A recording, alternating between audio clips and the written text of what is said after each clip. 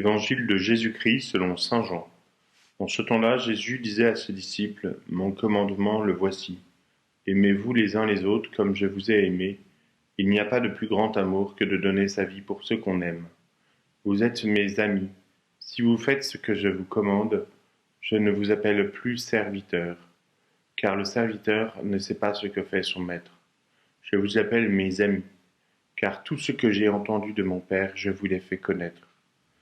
Ce n'est pas vous qui m'avez choisi, c'est moi qui vous ai choisi et établi, afin que vous alliez, que vous portiez du fruit, et que votre fruit demeure.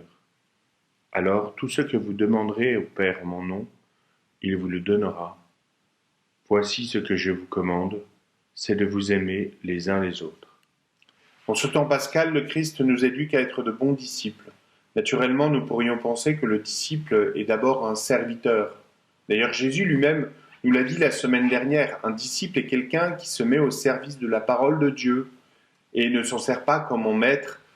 Il doit être humble et disponible pour elle. Si le disciple est serviteur, il est d'abord l'ami de Dieu, celui qui vit d'un seul cœur et d'une seule âme, unis à Dieu.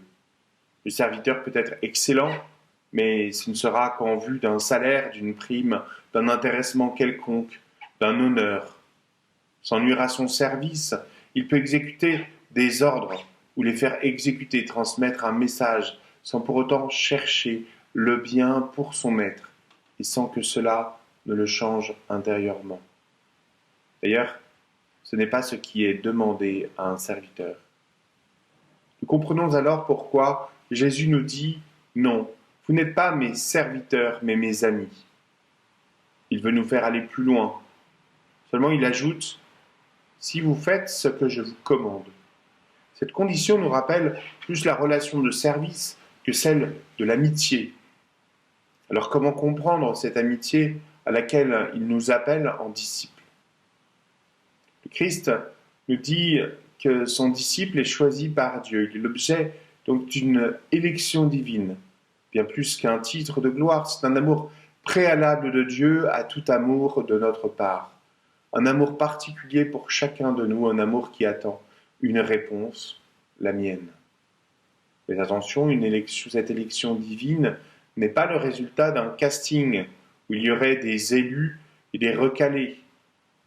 Ce serait réduire la toute-puissance de l'amour de Dieu à la faiblesse de l'amour humain.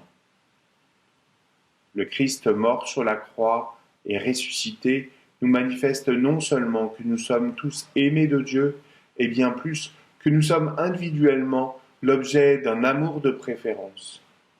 Ainsi, quel que soit le chemin de notre vie, chacun de nous, nous sommes aimés de Dieu à la folie. Et c'est à ce titre, et quelle que soit notre répugnance, que nous sommes invités à aimer notre prochain comme nous-mêmes.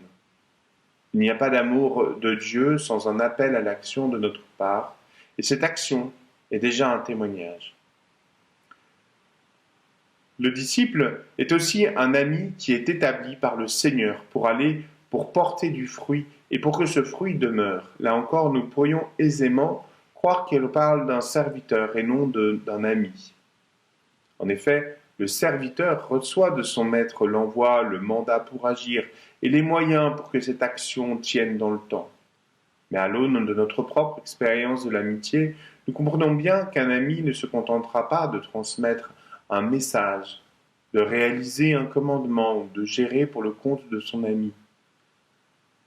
Le véritable ami recherche le bien de son ami. Il agira comme s'il s'agissait de son propre bien, voire avec plus de zèle. S'il s'agit d'un commandement, alors le disciple ami renoncera à son vouloir propre pour agir dans le bien de son ami. Le disciple uni dans son corps, dans son cœur et dans son âme au Seigneur trouve tout son bien dans le bien de Dieu. Bien sûr, cela peut sembler n'être que des vœux pieux, irréalisables, irréalistes, et c'est vrai. Notre âme rechigne à faire le bien que l'on s'était décidé de faire.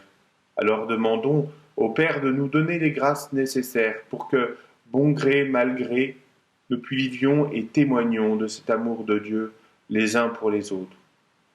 Nous comprenons alors que le disciple du Christ est à l'image du Christ.